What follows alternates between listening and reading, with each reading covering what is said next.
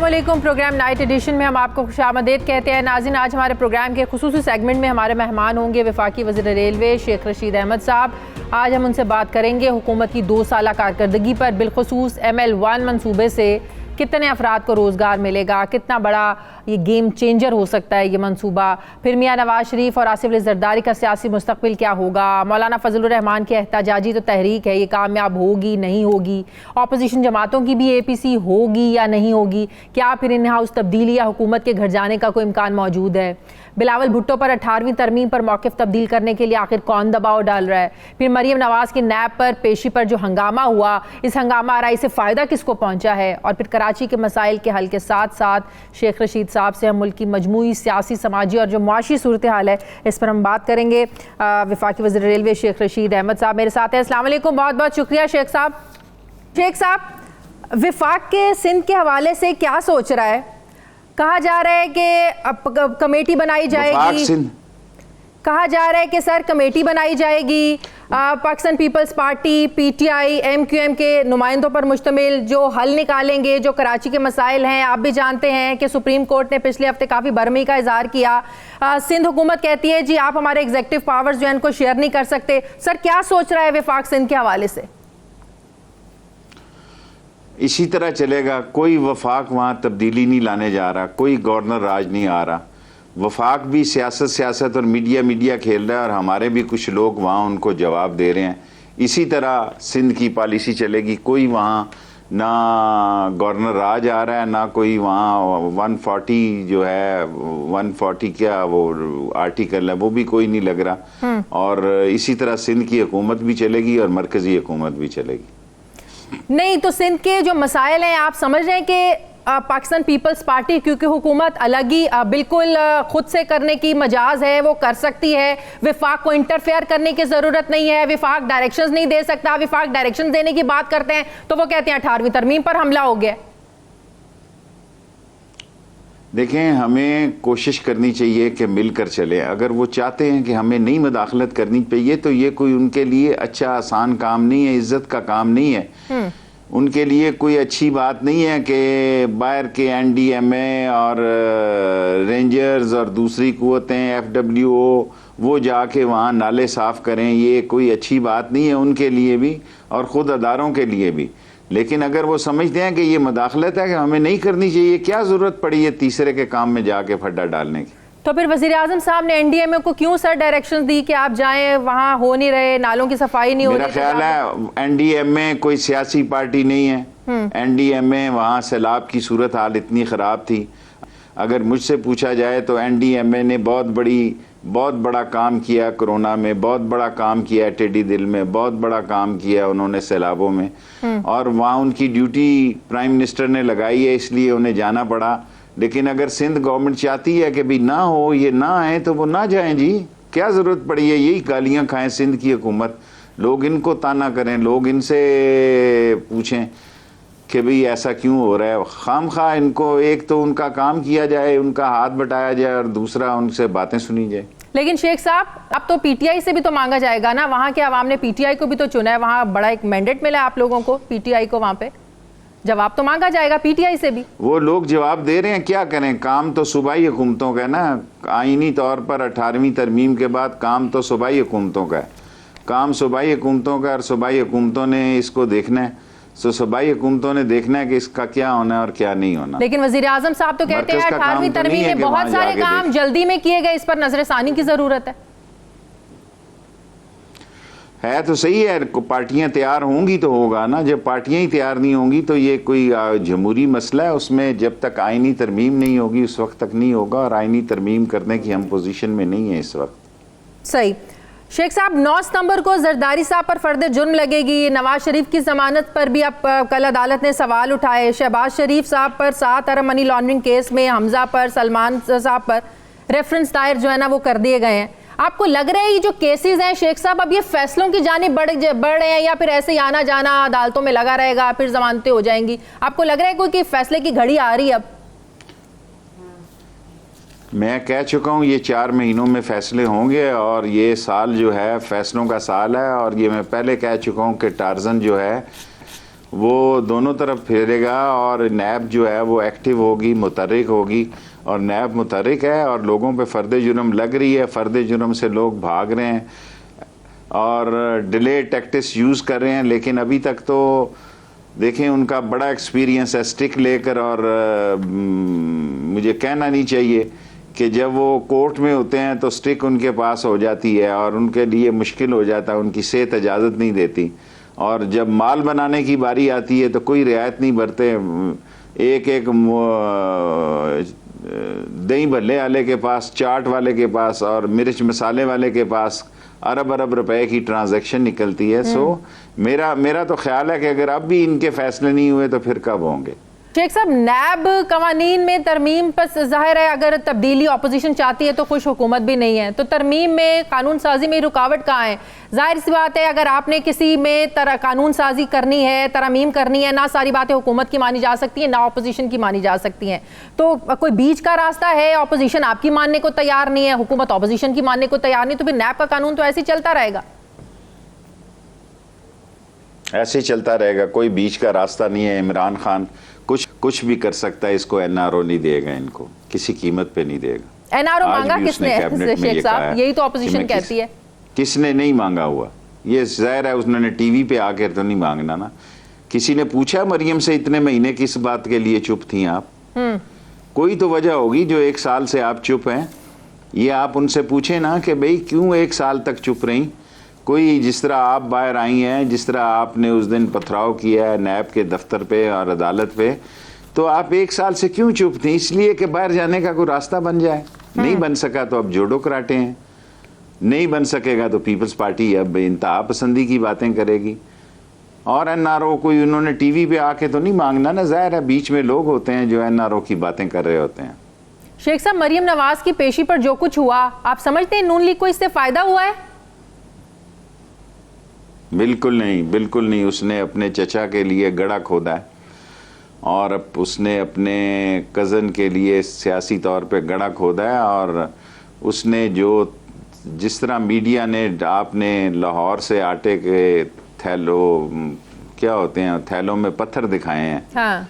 Polythene के थैलों में जिस तरह पत्थर दिखाए हैं, वो तो मेरा मतलब है सारे मीडिया ने दिखाया कि ये पत्थर ला के हमलावर हुए हैं, उनकी जग साई हुई उनकी। मैं समझता हूँ 1 दिन की वीडियो कवरेज और 1 दिन की मीडिया कवरेज में उन्होंने सारा कुछ तबाह कर लिया अपनी सियासत का।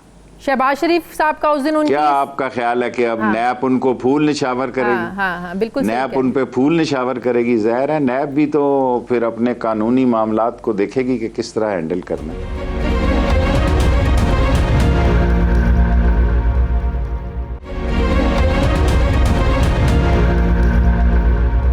एक तरफ नून लीग कह रही है कि मरियम नवाज को जो है ना वो कत्ल करने की एक साजिश थी, उन्हें नुकसान पहुंचाने की साजिश थी। अगर सीरियस इतनी ज़्यादा सिचुएशन इतनी ज़्यादा संजीदा थी फिर तो चचा को अपनी भतीजी के साथ बैठना चाहिए था। उस दिन भी एक बयानी में फ़र्क नज़र नहीं आया। शहबाज शरीफ साहब ने ना बैठ के वाज़ेह पैगाम दिया कि जो कुछ मरियम ने किया मैं उसके साथ नहीं हूँ। वीडियो लोगों के पास, मैसेजेस उन लोगों के पास जो गाड़ी में थे वो उनके पास हैं कि शहबाज शरीफ उनको सारे रास्ते में रोकते रहे कि मत करो मत करो, लेकिन वो बज़िद थी और उन्होंने जो करना था। आज नवाज शरीफ जहां पहुंचाया है वो मरियम ने पहुंचाया है, वरना नवाज शरीफ शायद अपना टाइम पूरा करता। उन्होंने पीएम हाउस बैठ के ऐसे हालात पैदा कर दिए कि नवाज शरीफ का हुकूमत करना मुश्किल था, और एक ऐसे हालात पैदा कर दिए हैं कि मुस्तकबिल के लिए भी मरियम की मौजूदगी में नवाज शरीफ की पार्टी से और पीपल्स पार्टी से मैं नहीं समझता कि अदारे किसी तौर पर खुश होंगे, और अदारों की ये राय होगी कि ये इस काबिल हैं कि ये हुकूमत करें। उनके लिए यही बेहतर है कि वो कानून का मुकाबला करें, वो कानून के दायरे में आएँ और कानून के शिकंजे में इंसाफ पे मबनी उनके साथ केसेस के फैसले हों। तो आपको लग रहा है कि अपोजिशन की मतवक्के एपीसी, पहले तो ज़रा ये बता दें कि आपको लग रहा है कि एपीसी होगी भी या नहीं? मैंने तो बहुत पहले कहा था कि मुहर्रम होगा, एपीसी नहीं होगी ईद के बाद। मैं तो कह के थक गया। मैंने तो चिल्ला कर कहा कि ईद के बाद मुहर्रम होगा, एपीसी नहीं होगी, और नहीं होगी। ये आपस में लड़ेंगे और ये आपस में कोशिश के बावजूद भी मौलाना फजलुर रहमान को इस्तेमाल करने की कोई चाल जो है इस दफ़ा कामयाब नहीं होगी, क्योंकि मौलाना फजलुर रहमान जो कमिटमेंट चाहता है, जो हार्ड लाइन वो लेना चाहता है, वो दोनों पार्टियां करने के लिए किसी सूरत में तैयार नहीं है, बल्कि वो तो अमली तौर पर ये कहते हैं कि हम इमरान खान को 5 साल देने के लिए तैयार हैं, नैब का दायरा खत्म कर दो बस। लेकिन मौलाना आपकी कल बात हुई है उनसे नवाज शरीफ साहब से, दोनों ने बड़ा एक दूसरे को ताउन की यकीन दहानी करवाई है, जो मीडिया में खबरें रिपोर्ट्स हो रही है, उन्होंने कहा है कि हम आपके साथ हैं। ऐसी बातें होती रहती हैं, ऐसी बातें पहले भी हुई थी। पहली दफ़ा मौलवी को इस्तेमाल हुआ और दुनिया में मैंने हमेशा देखा है कि मौलवी सियासतदानों के जलसे में तकरीरें करते हैं। ये पहली दफ़ा फजलुर रहमान मुफ्ती महमूद का बेटा इस्तेमाल हुआ कि सियासतदानों ने मौलवी के जलसे में जाके धरने में तकरीरें की और उसका सवा सत्यानाश कर दिया। सही। अच्छा, जो बिलावल भुट्टो ने कल बात की शेख साहब कि वो दबाव महसूस कर रहे हैं, उन्हें धमकियां दी जा रही हैं, उन्हें भी कहा जा रहा है कि लाइन में आकर लग जाओ, ये किस तरफ इशारा कर रहे हैं? किस तरफ इशारा किया बिलावल ने? पता नहीं, मैं तो इस काबिल नहीं समझता कि पंजाब में उनका कोई रोल नहीं है, सिंध में उनकी हुकूमत को कोई नहीं गिराने जा रहा और किसी कीमत पर वो ये नहीं चाहेंगे कि सिंध की हुकूमत गिरे। हाँ। हमारे पास 18वीं तरमीम में तरमीम करने की कि वोट ही नहीं है, तो हम क्यों उनको कहेंगे कि 18वीं तरमीम? मेरा मतलब है हम इतने बेवकूफ़, उसने अपने जैसा समझा हुआ है हमें, उसने अपने जैसा अक्लमंद समझा हुआ है हमें कि हमारे पास वोट ही नहीं है तो हम तरमीम के ख़िलाफ़ जो अमेंडमेंट लेके आ जाएंगे। सो जो कुछ उसने कहा वैसे ही उनके पास कहने के लिए है कुछ नहीं, अंदर से बात यही है कि हमारी जान छोड़ो अल्लाह के वास्ते। शेख साहब, वज़ीर आज़म साहब मेरिट पर, शफाफियत पर बड़ा यकीन रखते हैं, ये सब जानते हैं, लेकिन सरकारी इदारों और कंपनियों के सरबराहान की तैनाती का इख्तियार आपको पता है ये वफाकी काबीना करती थी।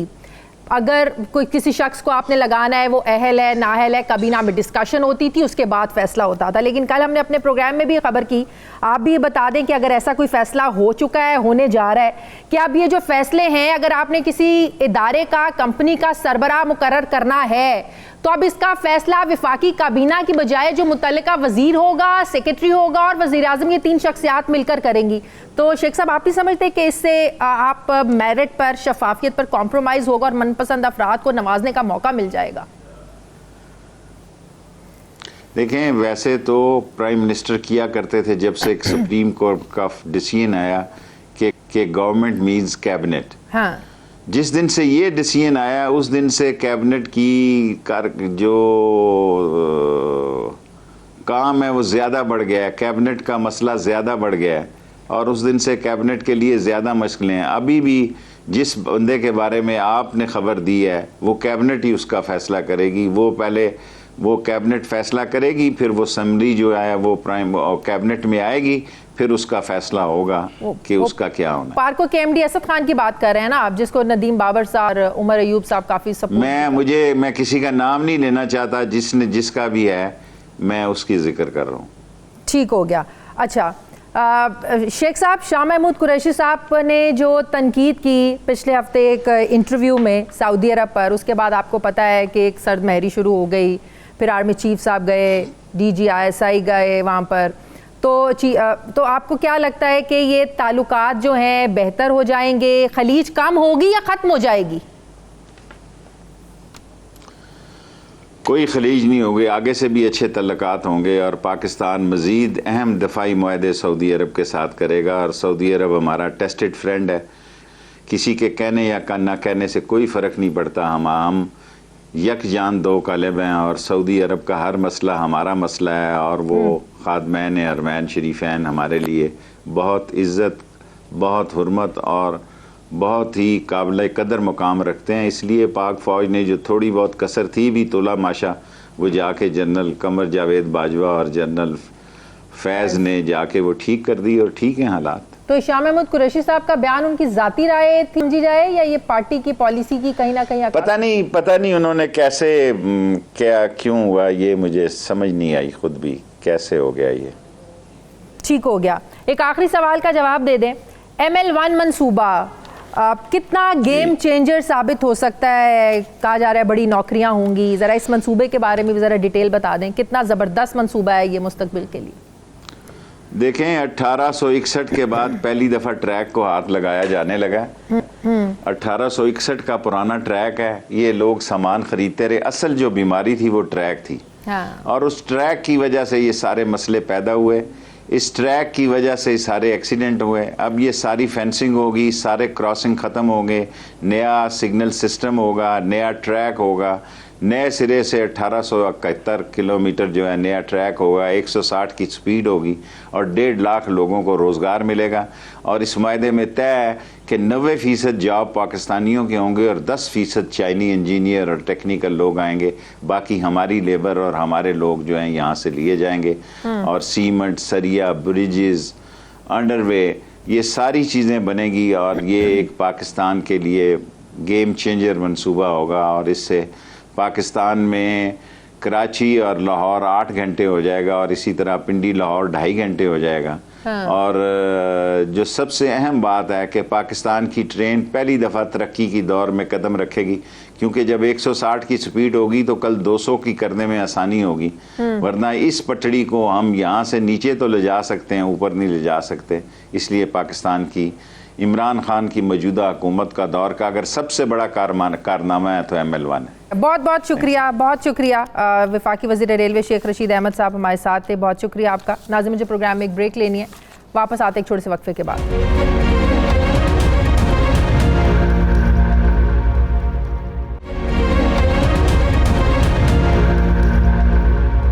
1 करोड़ नौकरियां ना सही, 10 लाख नौकरियां भी ना मिली, 50 लाख घर ना सही, 10 लाख घर भी आवाम को 2 सालों में नहीं मिले।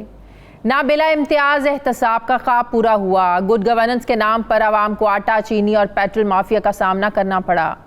कप्तान के रियासत मदीना में महंगाई आसमान से बातें करती रही। मईशत जो है वो दुरुस्त समत में 2 सालों में अल्लाह अल्लाह करके चलने के काबिल हुई, लेकिन उस तरीके से नहीं कि जिसकी बहुत ज़्यादा तारीफ़ की जाए। डॉलर की ऊंची उड़ान है, रुपया दिन ब दिन गिर रहा है। कप्तान कौम को ना घबराने के इन 2 सालों में मशवरे देते रहे, मगर महंगी बिजली और गैस के बिलों ने आज भी आवाम को परेशान करके रखा हुआ है। कितनी कामयाब रही ये हुकूमत इन 2 सालों में?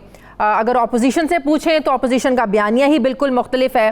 मैं बात करूंगी, मुझे ज्वाइन किया है सीनियर सहाफ़ी तज्ज़ियाकार सलीम साफ़ी साहब ने। अस्सलाम वालेकुम, बहुत बहुत शुक्रिया साफ़ी साहब आपका।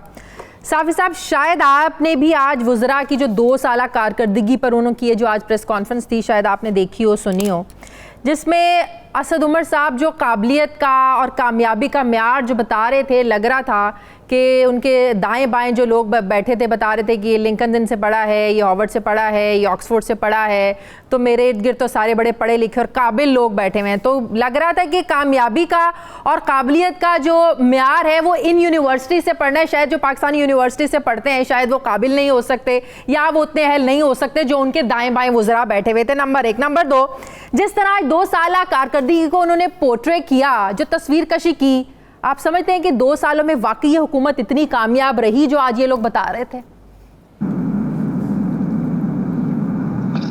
देखिए, सबसे बड़ा मसला मईशत का है।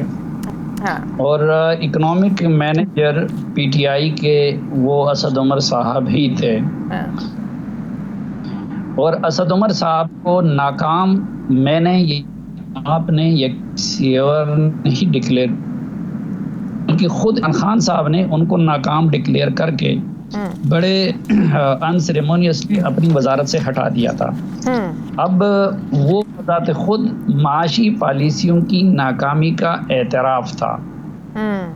तो यानी जो असद उमर साहब आज बाकियों की वकालत कर, तो खुद उनको नाकामी का सर्टिफिकेट वो किसी और ने नहीं बल्कि इमरान खान साहब ने दिया था। सही। और बाकी अगर आप देखें तो ये तो इमरान खान साहब का फैसला और फतवा था कि उन्होंने, ये तो नहीं हो सकता ना कि वज़ीर नाकाम हो लेकिन उनकी वजारत कामयाब हो। बिल्कुल। ये कई वजारतों में हमने देखा कि वज़ीरों को नाकाम डिक्लेयर करके वज़ीर आज़म साहब ने हटा दिया, लेकिन दूसरी तरफ वजारत के बारे में उनका दावा ये होता है कि नहीं, वो तो बहुत कामयाब चल रही हैं। दूसरा जो सबसे बड़ा इंडिकेटर है वो GDP ग्रोथ का है, जो हम जैसे 8 के स्कूलों के पढ़ने वाले लोग भी समझ जाते हैं कि मईशत बेहतर है या ख़राब है। बिल्कुल। तो हम जैसे टाट के स्कूलों में पढ़ने वालों को भी नज़र आ गया कि जिस मुल्क की GDP का ग्रोथ वो 5% से ज़्यादा था, उसको आप बैलेंस पे ले आए। और जो उससे भी ज़्यादा एक बैरोमीटर है जिसके लिए मेरे ख्याल में पढ़ा लिखा होना भी ज़रूरी नहीं है, वो ये है कि आज चीनी बाकी पाकिस्तान में 95 रुपये किलो और खैबर पख्तूनख्वा में 110 रुपये किलो बिक रहा है। तो कल मैं किसी से बात कर रहा था कि खैबर पख्तूनख्वा वालों का हक है क्योंकि उधर ये सुनामी 5 साल पहले आई थी, इसलिए आज लोड शेडिंग भी बाकी मुल्क की बनिस्बत वहाँ ज़्यादा है, इसलिए आज चीनी का रेट भी बाकी मुल्क की बनिस्बत वहाँ पे ज़्यादा है। तो खारजा पॉलिसी है, खारजा पॉलिसी के ब्लंडर्स आप देख रहे हैं कि इस वक्त वो दोस्त ममालिक वो उनको किस तरह मिस हैंडल किया गया कि वो हमारे ऊपर गुस्से का इजहार कर रहे हैं। तो मैं तो समझने से कासिर हूँ, एक चीज़ जिसमें ये हुकूमत इंतहाई कामयाब रही है वो है मीडिया के बाजू मरोड़ना और प्रोपेगंडे की सलाहियत। यानी ये जो सलाहियत इस हुकूमत की प्रोपेगंडे की, बहरहाल उस पे उसको खराज तहसीन पेश करना चाहिए। अच्छा, इसके अलावा अगर इनके कामयाब मंसूबे देखें, कारकर्दगी देखें, चलें थोड़ा सा पॉजिटिव एंगल भी देख लेते हैं सामिर साफ़ी साहब। वो दियामिर भाषा डैम है, मोहम्मद डैम का संग बुनियाद रखना, फिर BRT का इफ्तिताह, चलें भले ही नामुकम्मल था वो मंसूबा लेकिन चले इनाग्रेट तो उसको कर लिया। फिर IPPs के साथ मुआहदा जिसकी नवीद सुना रहे थे वज़ीर आज़म साहब चंद रोज़ पहले कि बहुत ज़बरदस्त हमारा मुआहदा हो गया है, बिजली सस्ती मिलेगी। फिर एहसास प्रोग्राम आप देखें, तो कहीं ना कहीं हमें क्रेडिट तो भी देना पड़ेगा और देना चाहिए 2 सालों में, जहाँ कुछ बैड गवर्नेंस के मसाइल आए लेकिन कुछ ऐसे काम भी हुए जिन्हें अप्रिशिएट करना बनता है। एम आई राइट सलीम साफ़ी साहब? देखिए, मैं ये ईमानदारी से मैं पूरी कोशिश कर रहा हूँ कि कुछ पॉजिटिव पहलू भी मुझे नज़र आ सके, निकाल ही लूँ। लेकिन अब क्या करें, मसलन दियामिर भाषा डैम या इस तरह की चीज़ें ये CPEC का हिस्सा थी और CPEC पे नवाज शरीफ की हुकूमत में मेरा और PTI का एतराज़ यकसा था, हम दोनों मुतरज़ थे। और वो ये था कि उसने नवाज शरीफ ने सारे प्रोजेक्ट का रुख वो सेंट्रल पंजाब की तरफ कर लिया था और वेस्टर्न रूट को उन्होंने नज़रअंदाज किया। अब एक तो ये, दूसरा हमारा ये डिमांड था कि जो उसकी JCC है उसमें सूबों को भी नुमाइंदगी दी जाए ताकि ये प्रोजेक्ट पाकिस्तान में मुतनाज़ा ना बने और कंसेंसस इस पे आए। अब एक तो ये कि उनमें से कोई चीज़ इस हुकूमत ने नहीं की, ना JCC में ना CPEC अथॉरिटी में सूबों को कोई हिस्सा दिया, अपने वादों से वो फिर गए। अच्छा, मगरिबी रूट नहीं है बल्कि मगरिबी साइड पे एक सड़क है जिसको नवाज शरीफ ने गलत बयानी करके CPEC के मगरिबी रूट का नाम दिया था, वही गलत बयानी आज ये लोग भी कर रहे हैं। दूसरी तरफ CPEC पे पिछले 2 सालों में काम की रफ्तार इंतहाई सुस्त हो गई थी और जिस तरह इस वक्त सऊदी सर पीट रहे हैं उसी तरह चीनी भी सर पीट रहे हैं इस हुकूमत और उसके वज़रा के रवैये से। पहले जो रज़ाक दाऊद ने जो बयान दिया, उसके बाद जो मुराद सईद ने जो बयानात दिए, तो ये जितने भी ये प्रोजेक्ट्स का आपने नाम लिया, तो बदकिस्मती से उस CPEC पे ना तो काम को एक्सपेडाइट किया जा सका बल्कि काम की रफ्तार को इंतहाई सुस्त कर दिया गया। और आपको ये भी याद होगा कि एक वफाकी वज़ीर ने ये बयान दिया था कि शायद हम 1 साल के लिए CPEC पे काम को फ्रीज कर लें। दूसरा, जो चीनी सबसे ज़्यादा एतराज़ था, चीन में अभी तक एक राजदारी का सिस्टम चल रहा है, वो एक पुराना कम्युनिस्ट मुल्क है और उनका अमेरिका के साथ मुकाबला है। तो चीनियों को एक बहुत बड़ी कंसर्न ये थी कि इस प्रोजेक्ट के डिटेल्स और जो उसके स्ट्रेटेजिक पहलू हैं वो अमरीकियों के साथ शेयर ना हो। अब आपने IMF के डायरेक्टर का बयान आपको याद होगा कि उन्होंने कहा था कि हमारे साथ तमाम तफसीलात शेयर की गई हैं। अब उस पर चीनी तो खुश नहीं हो सकते। फिर अभी आप देखें कि जिस वज़ीर-ए-आज़म के कोर टीम में अमेरिका और बरतानिया और कनाडा के सिटीज़न बैठे हों उन पे चीनी किस हद तक एतमाद कर सकते हैं। तो मेरे ख्याल में तो इस दौरान जिन चीज़ों का वो क्रेडिट लेना चाहते हैं और जो बेसिकली सीपेक का हिस्सा है, तो सीपेक को भी और चीन के साथ रिलेशनशिप को भी इस दौरान में बहुत मिसहैंडल किया गया। सही, लेकिन ML1 का जो मंसूबा है उस पर भी अभिषेक साहब भी मेरे साथ थे, 1.5 लाख लोगों को रोज़गार मिलेगा, उससे भी जो है ना वो बहुत तरक्की होगी। ये भी इसका भी तो क्रेडिट देना चाहिए। इसकी भी बड़े वो कह रहे हैं जी कि अमली प्लान को भी हतमी शक्ल दे दी गई है। ये भी एक पॉजिटिव मंसूबा है इस गवर्नमेंट का। सलीम साफ़ी साहब, देखिए ML1 तो बहुत पहले से चल रहा था। हाँ। और उसमें चूंकि उस वक़्त एक मामला और वो सीपेक का ऑलरेडी हिस्सा था, उसमें उस वक़्त एशियन डेवलपमेंट बैंक ने जो ऑफ़र दी थी हुकूमत को, तो ख्वाजा साद रफ़ीक प्रेफर कर रहे थे एशियन डेवलपमेंट बैंक को। अब एशियन डेवलपमेंट बैंक में बेसिक जो शेयर है वो है जापान का, और चीनी उस पर बिल्कुल खुश नहीं थे, तो वो तो उस वक़्त उस तनाज़े का शिकार हो गया। लेकिन ML1 प्रोजेक्ट उस वक़्त भी सीपेक के एजेंडे पे था और सीपेक का वो हिस्सा था। अब इन्होंने उसमें भी एक जुल्म कर दिया और उस तरफ कोई तवज्जो नहीं दी कि पिछले दौर में हम जैसे लोगों की कोशिशों से ML1 पेशावर तक नहीं था, बल्कि वो तोरखम तक था। इन्होंने उसको काट के पेशावर तक मुख्तसर कर लिया। अब अभी आप देखें कि अगर 2 हफ्ते पहले चीनी सफ़ीर का मेरे साथ आपने इंटरव्यू मुलाहजा किया हो, तो उसमें बगैर मेरे किसी सवाल के उन्होंने ये ख्वाहिश जाहिर की कि हमारी ये ख्वाहिश है कि फ्यूचर में गवादर से कंदार के ज़रिए हम अफ़गानिस्तान और सेंट्रल एशिया को कनेक्ट कर लें। इसी तरह ये पाकिस्तान की भी ज़रूरत है, क्योंकि अंग्रेज़ के दर से अफ़गान बॉर्डर लंडी कोतल तक पटरी रेल की गई हुई है, और आप अगर अफ़गानिस्तान के साथ ट्रेड के मामले को बेहतर बनाना चाहते हैं, उसमें स्मगलिंग का और 2 नंबरियों का ख़ात्मा चाहते हैं, तो उन सब के लिए भी ये ज़रूरी था कि आप इसको अफ़गान बॉर्डर तक ले जाएं।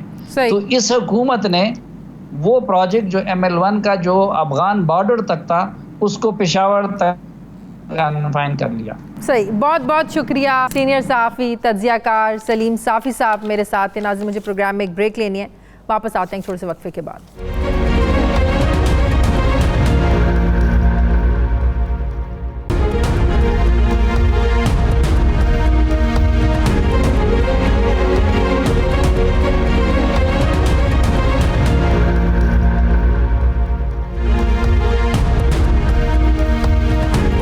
के बाद एक बार फिर से आपको खुशामदीद कहते हैं। नाज़रीन, इख्तियारात से तजावुज़ करने के इल्ज़ाम पर नैब में पेशी के बाद वज़ीर आला पंजाब उस्मान बुज़दार अब मोहतात हो गए हैं और चीफ सेक्रेटरी और सूबाई सेक्रेटरीज़ को ये उन्होंने हुक्म दिया है कि वो अहम इंतज़ामी और जो माली मामलात हैं उन पर फ़ैसलों के लिए वज़ीर आला पंजाब की मंजूरी के लिए गैर ज़रूरी समरियाँ जो हैं ये वज़ीर आला को ना भिजवाएं, बल्कि ऐसे मामलात पर सूबाई वज़रा की मुशावरत से ज़िम्मेदारी लेते हुए अब खुद फ़ैसले करें। सूबाई सेक्रेटरीज़ को जारी करदा हुक्मनामे में यह भी कहा गया है कि उनके प्रिंसिपल सेक्रेटरी को भी उस वक्त तक कोई नोटिस ना भिजवाया जाए जब तक ऐवान वज़ीर आला खुद से किसी इंतज़ामी और माली मामले पर रिपोर्ट तलब ना करे। ज़राए का यह भी दावा है कि चीफ सेक्रेटरी और सूबाई इंतज़ामी जो सेक्रेटरीज़ हैं उनको ये मतनब्बे किया गया है कि गवर्नेंस के मामलात में रूल्स ऑफ बिजनेस 2011 में दिए गए इख्तियारात का खुद इस्तेमाल करें और जवाबदेह हों। आपको यहाँ पर यह भी बताएं कि वज़ीर आला पंजाब ने सूबे में इक़्तिदार संभालने के बाद ऐसे अहकामात और हिदायत जो हैं ये 4थी मरतबा चीफ सेक्रेटरी और सूबाई इंतज़ामी सेक्रेटरीज़ को जारी किया, लेकिन इन पर अमल दरामद नहीं हो रहा है, जिससे ये तासुर अब मज़ीद मजबूत हो रहा है कि सूबे में तैनात ब्यूरोक्रेट्स जो हैं ये वज़ीर आला पंजाब के अहकामात पर अमल नहीं करते और गो स्लो और अदम ताउन की पॉलिसी पर चल रहे हैं, और सूबाई ब्यूरोक्रेसी जो है कोई भी काम अपने कंधे पर किसी काम की जिम्मेदारी लेना नहीं चाहती, इसके लिए तैयार नहीं है। हर काम में वज़ीर आला पंजाब को मुलविस करने की पॉलिसी पर अमल किया जा रहा है। ब्यूरोक्रेसी की इन पॉलिसीज़ की वजह से सूबे में गवर्नेंस का जो निज़ाम है ये दिन ब दिन कमज़ोर होता जा रहा है, जबकि आवाम के साथ किए गए वादों को पूरा करने में भी ज़ाहिर है फिर हुकूमत को मुश्किलात का सामना करना पड़ता है, जिसकी वजह से आवाम में हुकूमत की जो नाअहली है, इनकॉम्पिटेंस है, इसका जो तासुर है ये मज़ीद फैल रहा है। मैं बात करूंगी इसी पर। मुझे ज्वाइन किया नुमाइंदा खुसूसी अनवर हुसैन सोमरा ने। बहुत शुक्रिया अनवर हुसैन आपका। सबसे पहले तो ये बताइएगा अनवर हुसैन, जब गवर्नेंस के हवाले से रूल्स ऑफ बिजनेस मौजूद हैं, ग्रेड 1 से लेकर ग्रेड 22 तक जितने भी अफसरान हैं सबकी जिम्मेदारियां रिस्पॉन्सिबिलिटीज़ तय हैं, वज़ीर आला और काबीना के इख्तियारात में भी आइन में बिल्कुल वाज़े तौर पर लिखा गया है, फिर आखिर क्या वजह है कि वज़ीर आला को, चीफ सेक्रेटरी को और सूबाई सेक्रेटरीज़ को चौथी मरतबा ये हिदायत देने की ज़रूरत पेश आई? जब वो हिदायत देते हैं फिर बार बार उनको उनकी हिदायत को नज़रअंदाज क्यों किया जा रहा है? नंबर 1। नंबर 2, इस बार इतना इस पर रिएक्ट करने की वजह यह है जो नैब में पेशी के लिए उनको बुलाया गया? जी बिल्कुल शाजिया, बात यह है कि जिस तरह आपने कहा कि रूल्स ऑफ बिज़नेस में तमाम ऑफिसर्स की ज़िम्मेदारियां और उनके इख्तियारात को डिफ़ाइन कर दिया गया है कि कौन सा ऑफिसर कौन से इख्तियारात इस्तेमाल करेगा। लेकिन यहाँ मामलात बहुत ख़राब हैं। जब से ये तब्दीली सरकार आई है तो एक तो इनकी नातजर्बाकारी की वजह से, विजन के फुकदान की वजह से, इस तरह के मामलात जो ब्यूरोक्रेट्स हैं जिन्होंने सर्व किया है, कुछ ब्यूरोक्रेट्स पर इल्ज़ाम भी है और हकीकत में भी ये बात ठीक है, वो शहबाज शरीफ कैंप के जो हैं वो पंजाब में अहम इंतज़ामी पोस्टों पर तैनात हैं। इसके अलावा जो है नैब ने जितना खौफ हरास पैदा किया हुआ है, इसके अलावा हुक्मरान खुद इमरान खान साहब कई दफ़ा कह चुके हैं कि मैं छोड़ूंगा नहीं, मैं अंदर करवा दूंगा, ये करवा दूंगा, वो करवा दूंगा। अब ब्यूरोक्रेट्स जो हैं इस चौथे लेटर का लिखने के बाद ये साबित हो रहा है कि ब्यूरोक्रेट्स तमाम कामों में चीफ मिनिस्टर पंजाब को इन्वॉल्व करना चाहते हैं कि कल को खुदा न खास्ता अगर कोई तहकीकाती अदारा कोई तहकीकात शुरू करता है तो उनको दिखाया जाए कि ये समरी पर चीफ मिनिस्टर पंजाब ने इसकी। लेकिन ये खौफ और ये डर तो तब होना चाहिए, भले चीफ मिनिस्टर साहब को भी अगर कोई ब्यूरोक्रेसी कोई समरी भिजवा रही है, अगर वो समरी दुरुस्त है, मेरिट पर है, उसकी इजाज़त मिलना ज़रूरी है, उसकी डिमांड है, तो फिर डरने की क्या ज़रूरत है कि कल को अगर नैब उनको ब्यूरोक्रेसी को पूछती है या चीफ मिनिस्टर से पूछती है, अगर कोई काम सही है तो फिर भले चीफ मिनिस्टर से पूछें या सेक्रेटरी से पूछें, चीफ सेक्रेटरी से पूछें, फिर डरने की क्या ज़रूरत है चीफ मिनिस्टर को भी और ब्यूरोक्रेसी को भी? देखिए बात यह है कि समरी जो है नॉर्मली इसका प्रोसीजर ये होता है कि चीफ मिनिस्टर ऑफिस से एक डायरेक्टिव जारी होता है कि इस मामले में चीफ मिनिस्टर साहब चाहते हैं कि उनको समरी भिजवाई जाए और हकायक बताए जाएं, और चीफ मिनिस्टर साहब जो हैं वो चाहते हैं कि ये मामला इस तरह हल किया जाए। जो भी समरी भिजवाई जाती है उसमें हकायक ज़रूर होते हैं, लेकिन वो समरी इसलिए भिजवाई जाती है कि किसी ना किसी को अकोमोडेट करना होता है, या रूल्स को रिलैक्स करना होता है या पॉलिसीज़ को रिलैक्स करना होता है। देखें ये जो शराब का केस बना है, हालांकि डीजी एक्साइज की कॉम्पिटेंस थी कि वो किसी भी एप्लीकेंट को अगर वो मेयार पूरा करता है तो L2 का लाइसेंस जारी कर सकता है, लेकिन उसके बावजूद क्योंकि चीफ मिनिस्टर सेक्रेटेरिएट से प्रेशर आ रहा था, उन्होंने समरी भिजवा दी ताकि चीफ मिनिस्टर की ठप्पी लग जाए और ये हम दिखा सकें कल को कोई अदारे में चैलेंज हो कि ये तो चीफ मिनिस्टर पंजाब ने हमें इजाज़त दी, हमने जारी किया। समरी उन्हीं अहकामात के लिए भिजवाई जाती है जिसमें चीफ मिनिस्टर कॉम्पिटेंट अथॉरिटी होते हैं, वो कोई रूल्स रिलैक्स करना चाहते हैं, कोई पॉलिसी रिलैक्स करना चाहते हैं या कोई नई डायरेक्शन देना चाहते हैं। अब जब चीफ मिनिस्टर पंजाब ने ये पेशी भुगती, 12 अगस्त को ये पेशी भुगती, 13 अगस्त को एक लेटर चौथा जारी कर दिया तमाम ब्यूरोक्रेट्स को और चीफ सेक्रेटरी पंजाब को कि आपको बार बार कहा गया है कि गैर जरूरी समरियां और गैर जरूरी note for secretary to chief minister. लेकिन वज़ीर आला की जो पर्सनल स्टाफ ऑफिसर होता है PSO, उसकी भी तो कोई जारी होती है ना, उनको भी तो पता होता है कि कौन सी फाइल वज़ीर आला तक जानी चाहिए, कौन सी नहीं जानी चाहिए। जी बिल्कुल उनको पता होता है, वो कोऑर्डिनेट भी करते हैं, महकमों के दरमियान कोऑर्डिनेट करते हैं। Principal secretary to chief minister जो है वो जितनी भी चीफ मिनिस्टर के इख्तियारात के लिए या समरीज आती हैं या कोई और मटेरियल आता है वो चीफ मिनिस्टर को प्रेजेंट करता है, उनको बताता है कि इसमें रूल्स ये कहते हैं, महकमे का मौक़िफ़ ये है, आप इस पर जो भी मुनासिब डायरेक्शन देंगे हम उसको पास कर देंगे और वो उस पर अमल हो जाएगा। क्योंकि समरीज जो हैं आउट ऑफ वे किसी को फेवर करने के लिए जाती हैं, और माजी में भी इस तरह का होता था। चीफ मिनिस्टर जो साहब चीफ मिनिस्टर शहबाज शरीफ साहब थे, वो भी जब कोई नाजायज़ काम करना चाहते होते थे या आउट ऑफ बॉक्स कोई काम करना चाह रहे होते थे, वो एक कमेटी बना देते थे समरी मंगवा के, उनकी इनपुट लेकर वो काम कर जाते थे। मौजूदा चीफ मिनिस्टर नातजर्बाकारी की वजह से और दूसरा ब्यूरोक्रेट्स के अदम ताउन की वजह से कुछ मामलात में इस तरह के फंसे हुए हैं कि वो ताउन कह लें अनवर सुमरा, या ये कह लें कि नैब की कार्रवाइयों का इतना ज़्यादा ब्यूरोक्रेसी नैब की वजह से इतनी ज़्यादा खौफजदा है कि वो कोई भी काम की जिम्मेदारी अपने कांधों पर लेना नहीं चाहते और इसलिए हर काम में हर चीज़ में वज़ीर आला पंजाब को इन्वॉल्व करना चाहते हैं। जी देखिए इसमें दो पहलू हैं। एक पहलू तो ये है कि जब से ये गवर्नमेंट आई है अभी तक ये अपने विजन और अपने जो भी इनका पॉलिसी थी उसके मुताबिक अपनी ब्यूरोक्रेट्स की टीम नहीं तश्कील दे पाए।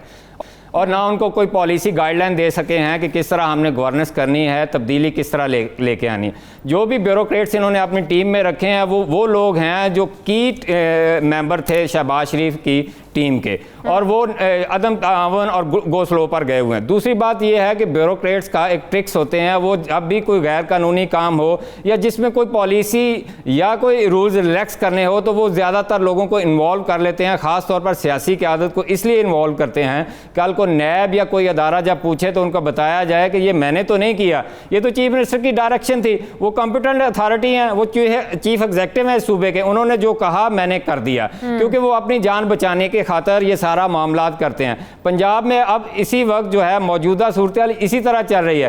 तमाम ब्यूरोक्रेट्स जो हैं छोटे छोटे कामों में भी चीफ मिनिस्टर पंजाब को इन्वॉल्व कर लेते हैं। उसकी वजह यह है कि चीफ मिनिस्टर पंजाब शायद बहुत सारे मामलात में ला इल्म हैं या उनको बताया नहीं जाता, या उनकी जो कोर ब्यूरोक्रेटिक टीम है वो उनको होमवर्क करके नहीं देती। ब्यूरोक्रेसी में बार बार तब्दीलियों की भी एक बहुत बड़ी वजह यह है कि वो इस तरह के जो अहकामात होते हैं उनको फॉलो नहीं किया जाता। नहीं, ये भी एक वजह है। देखिए, बात यह है कि इन्होंने जब अपनी टीम ही नहीं बनाई, आप किसी भी सेक्रेटरी को 2-3 माह बाद फारग कर देते हैं, जिस तरह मतलब 4-5 चीफ सेक्रेटरी फारग हुए हैं, 5 IG फारग हुए हैं, स्कूल एजुकेशन के 8 सेक्रेटरी फारग हुए हैं, हायर एजुकेशन के 5-6 सेक्रेटरी फारग हुए हैं। एक सेक्रेटरी को अपना महकमा समझने के लिए, पॉलिसी को इम्प्लीमेंट करने के लिए, हुकूमत की गाइडलाइन को इम्प्लीमेंट करने के लिए कम से कम 1 साल का चाहिए, जबकि रूल्स ऑफ बिजनेस में लिखा है कि सेक्रेटरी की टेन्योर पोस्टिंग 3 साल है, चीफ सेक्रेटरी की टेन्योर पोस्टिंग 4 साल है। आप जब उसको 3 माह बाद वो जब इनसिक्योर फील करेगा तो वो कोई भी अहम फैसला खुद नहीं करेगा जिसमें कोई इंतजामी मामलात होंगे, जिसमें कोई माली मामलात होंगे। वो चाहेगा कि अपने कंधे पे रख के बंदूक ना चलाए, जबकि वो सियासी लीडर के कंधे पे रख के बंदूक चलाए। अब सूरत हाल ये है कि अगर 2 साल में एक चीफ मिनिस्टर अपने ही मतहत ब्यूरोक्रेट्स को लिखता है कि मेरे अहकामात पर अमल नहीं किया जाता, मेरे कहने के बावजूद गैर जरूरी समरियां मुझे भिजवाई जाती हैं, तो आप उनकी गवर्नेंस का लेवल देख लें, उनकी कितनी कमांड है अपनी टीम पर। बहुत शुक्रिया। अनवर हुसैन सुमरा मेरे साथ थे। नाज़रीन, हमारे आज के प्रोग्राम का एडिटोरियल। नाज़रीन, पूरी दुनिया समेत पाकिस्तान जैसे ममालिक में स्पेशल पीपल यानी खसूसी अफराद रोज़ाना की बुनियाद पर कई किस्मों के रुकावटों का, नामुनासिब रवैये जो हैं इनका उनको सामना करना पड़ता है। हालांकि किसी फ़र्द में कोई पैदाइशी नक्स होने की वजह से या किसी हादसे की वजह से किसी डिसेबिलिटी का कोई शिकार हो जाता है तो ज़ाहिर है इसमें उसका कोई कसूर नहीं है। स्पेशल पर्सन का एक ख़ास लाइफस्टाइल होता है, इसलिए उन्हें तासुब का निशाना नहीं बनाया जाना चाहिए। इसी ज़मीन में गुज़श्ता दिनों सुप्रीम कोर्ट ने वफाकी और सूबाई हुकूमतों को स्पेशल पीपल के लिए माजूर अफराद का लफ्ज़ इस्तेमाल करने से रोक दिया है और ये कहा है कि वफाक और सूबाई हुकूमतें सरकारी सतह पर माजूर का लफ्ज़ इस्तेमाल करना बंद कर दें, क्योंकि माजूर लफ्ज़ इस्तेमाल करने से ऐसे अफराद की इज़्ज़त नफ्स मजरूह होती है, जबकि आईन पाकिस्तान माजूर अफराद को आम अफराद के मसावी हुकूक देता है। सुप्रीम कोर्ट ने अपने हुक्मनामे में ये कहा है कि आइंदा से सरकारी खतो किताबत में, सर्कुलर्स और नोटिफिकेशन में लफ्ज़ माजूर नहीं लिखा जाएगा। सुप्रीम कोर्ट ऑफ पाकिस्तान ने यह फैसला माजूर अफराद के मुलाजमत में कोटे से मुतालिक केस की समाअत के बाद दिया। इंटरनेशनल लेबर ऑर्गेनाइजेशन के मुताबिक पाकिस्तान में लगभग 2 करोड़ से 2.5 करोड़ अफराद मुनफरिद सलाहियतों के हामिल हैं जिन्हें हकारत की नज़र से देखा जाता है, और आम तासुर यह भी है कि ऐसे अफराद नॉर्मल अफराद की तरह काम नहीं कर सकते। इसने वफाकी और सूबाई हुकूमतों को माजूर का लफ्ज़ इस्तेमाल करने से न सिर्फ रोक दिया गया बल्कि ऐसा करना तौहीन अदालत के ज़ुमरे में भी शामिल कर लिया गया, और अदालती फ़ैसले के मुताबिक इस लफ्ज़ के मुतबादिल के तौर पर माजूरी का हामिल शख्स या मुनफरिद सलाहियतों का हामिल शख्स लिखा और पढ़ा जाएगा। फैसले में हुक्म दिया गया है कि डिसेबल की जगह पर्सन विद डिसेबिलिटी या पर्सन विद डिफरेंट एबिलिटीज़ लिखा जाए और ऐसे अफराद की मुलाजमतों के लिए खुसूसी इक़दामात भी किए जाएं। सुप्रीम कोर्ट के जस्टिस एजाजुल एहसन ने कहा है कि स्पेशल पर्सनस के लिए मुल्क भर में चलने वाली जो ट्रांसपोर्ट्स हैं, हस्पताल हैं, इनमें खुसूसी इंतजामात किए जाएं। एक सर्वे के मुताबिक सिर्फ पाकिस्तान में डिसेबल अफराद को कौमी तरक्की के अमल में शामिल ना किए जाने की वजह से $1 मिलियन रोज़ाना का नुकसान हो रहा है। यकीनन सुप्रीम कोर्ट का ये जो फैसला है इस सारे सिनेरियो में इंतहाई खुशाइंद है, और इस खुसूसी अफराद को कौमी तरक्की के अमल में शामिल करने से ज़ाहिर है मुल्क और कौम तरक्की भी करेंगे और उन्हें मुआशरे में इज़्ज़त और वक़ार भी मिलेगा जिनके वो हकदार हैं। नाज़रीन, ये था हमारा आज का प्रोग्राम के लिए आप हमें फ़ीडबैक ज़रूर दीजिएगा। मेरी आपसे मुलाकात होगी कल। अपना ख्याल रखिएगा। मुझे इजाज़त दीजिए। अल्लाह हाफ़िज़।